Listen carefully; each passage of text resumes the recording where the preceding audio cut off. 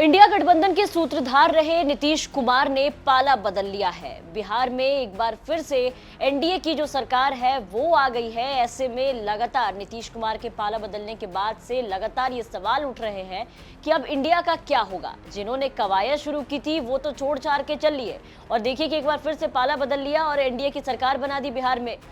लेकिन अब इंडिया को कौन चलाएगा? अब इंडिया गठबंधन का भविष्य क्या होगा? नमस्कार, मैं हूं हर्षिता सिंह और आप देख रहे हैं बिहार तक। आम चुनाव की घोषणा से ठीक पहले विपक्षी दलों के गठबंधन इंडिया ब्लॉक में उथल पुथल है। कहा जाने लगा है कि आने वाले दिनों में इंडिया ब्लॉक को कुछ और बड़े झटके लगने वाले हैं। नीतीश कुमार के जेडीयू के बाद बंगाल की ममता बनर्जी की टीएमसी ने भी किनारा कर लिया। दो बड़ी पार्टियां बंगाल में टीएमसी और बिहार में जेडीयू के इंडिया ब्लॉक से एग्जिट होने के बाद लोकसभा सीटों का जो गणित है वो भी काफी हद तक अब बदलता हुआ नजर आ रहा है। आपको बता दें कि आगामी लोकसभा चुनाव में बीजेपी के मुकाबले के लिए 28 विपक्षी पार्टियों ने मिलकर इंडिया ब्लॉक का गठन किया था, जिसके सूत्रधार थे जेडीयू के प्रमुख नीतीश कुमार। 1.5 साल पहले नीतीश कुमार ही विपक्ष के तमाम नेताओं से मिलने के लिए उनके राज्यों में गए, उनके घर घर गए, सबको एकजुट किया, वहां गठबंधन की रूपरेखा पर बात की और 23 जून 2023 को पटना में पहली बैठक रखी गई। उसके बाद बेंगलुरु, मुंबई, दिल्ली में बैठक आयोजित की गई। लेकिन इन बैठकों में ना सीट शेयरिंग का पेच सुलझ पाया, ना इंडिया ब्लॉक के चेयरपर्सन और ना ही कन्वेनर के नाम पर कोई भी सहमति बन सकी। बाद में वर्चुअल मीटिंग में कांग्रेस अध्यक्ष मल्लिकार्जुन खड़गे को चेयरपर्सन घोषित किया गया। वहीं इस मीटिंग में नीतीश कुमार को संयोजक बनने के लिए ऑफर मिला था, जिसके लिए वो तैयार नहीं थे। विपक्षी दलों का प्लान था कि सभी 543 सीटों पर अपने जिताऊ उम्मीदवार उतारे जाए और 60% वोटों को जुटाकर बीजेपी की एनडीए सरकार को सत्ता से हटाया जाए। ये सोचते सोचते नीतीश कुमार ही पलट गए। 24 जनवरी को ममता बनर्जी ने एक बयान दिया और कहा कि आगामी लोकसभा चुनाव में टीएमसी बंगाल में अकेले चुनाव लड़ेगी। ममता ने जब ये ऐलान किया तब उनके मन में अपेक्षा का दर्द और तलखी भी देखने को मिली। ममता का कहना था कि मैंने जो भी सुझाव दिए वो सभी नकार दिए गए इस गठबंधन में। इन सब के बाद हमने बंगाल में अकेले जाने का फैसला किया। उन्होंने राहुल गांधी का नाम लिए बिना ये कहा कि वो पश्चिम बंगाल में यात्रा करने जा रहे हैं। आपको बता दें कि राहुल गांधी की भारत जोड़ो न्याय यात्रा चल रही है और इसको लेकर के कहा कि इसकी जानकारी शिष्टाचार के नाते भी उनको नहीं दी गई। ये पूरी तरह गलत है।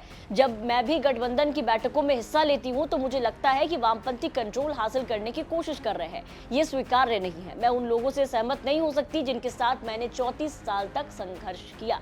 ममता का कहना था कि इस तरह के अपमान के बावजूद मैंने समझौता कर लिया और इंडिया ब्लॉक की बैठकों में हिस्सा लिया। हालांकि कांग्रेस और अन्य सहयोगी दलों का ये कहना है कि ममता को मना लिया जाएगा और मिलकर के 2024 लोकसभा चुनाव लड़ेंगे। लेकिन ममता फिलहाल मानने को तैयार नहीं है।